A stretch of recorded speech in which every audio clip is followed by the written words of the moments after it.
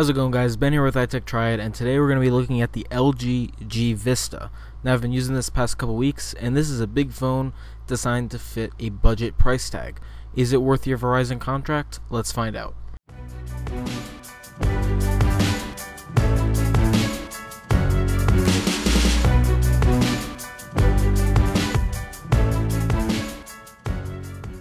First, let's go over the specs. The LG G Vista uses a 5.7-inch QHD display with a 960 by 540 resolution, and I'll talk about that later. Powering the device is a Snapdragon 400 processor with 1.5 GB of RAM, 8 GB of internal storage, and around the back is an 8 megapixel rear camera.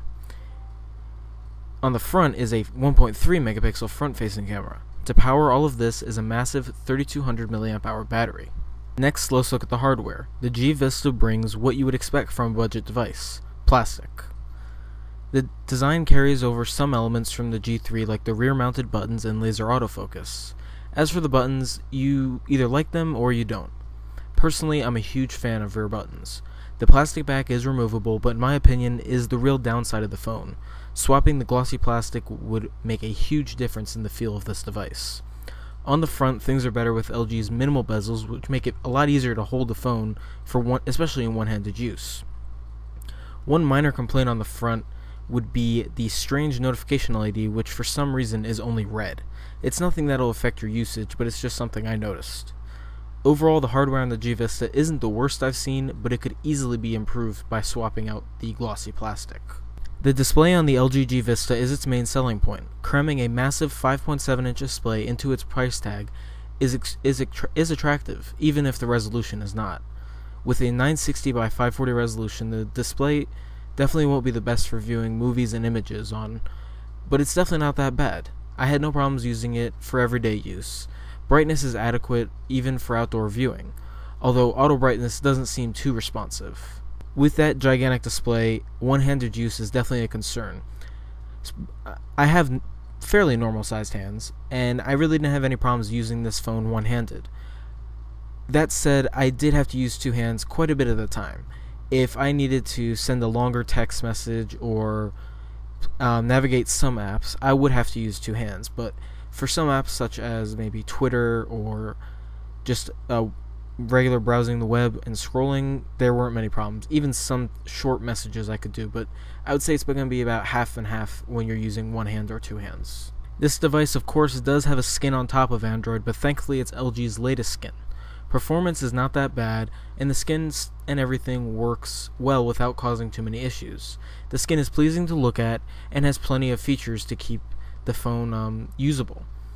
Bloatware is definitely abundant, however, as the phone has 15 apps installed by Verizon out of the box and even more from LG themselves. Next, let's talk about the performance on this device. Now, of course, this is a budget device, but performance was surprisingly good. The software wasn't slow and everyday usage was fairly smooth with minimal lag. Gaming was also pretty good. I could play games like Riptide GP2 with few issues, and on that large screen it was actually pretty nice. Call quality was also good, as well as network speeds. The camera around back is an 8 megapixel shooter with laser autofocus similar to the LG G3. To keep it short, this camera was decent at best. With good lighting you can get some semi-good shots, but usually indoor shots come out blurry and full of noise. Up on screen are a few shots taken with the phone, as well as a 1080p video.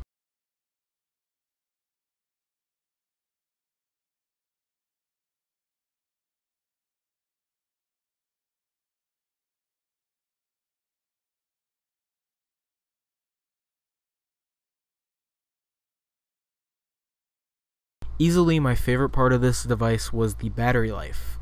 Thanks to the combination of the low resolution screen and the big battery, you're able to pull about 2 days of use out of this phone with ease. My average usage was about a day and a half with 4 to 5 hours of screen on time. Obviously that is going to vary depending on what you're doing on the phone. Gaming has a huge impact, and also keeping it on a high brightness setting will also affect it quite a bit.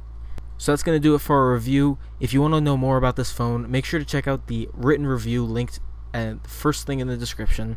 Make sure to like this video and share it with others if you think they might find it helpful. Subscribe to the channel if you haven't already for more reviews of phones and tablets in the near future. And we'll catch you guys in the next video. Thanks for watching.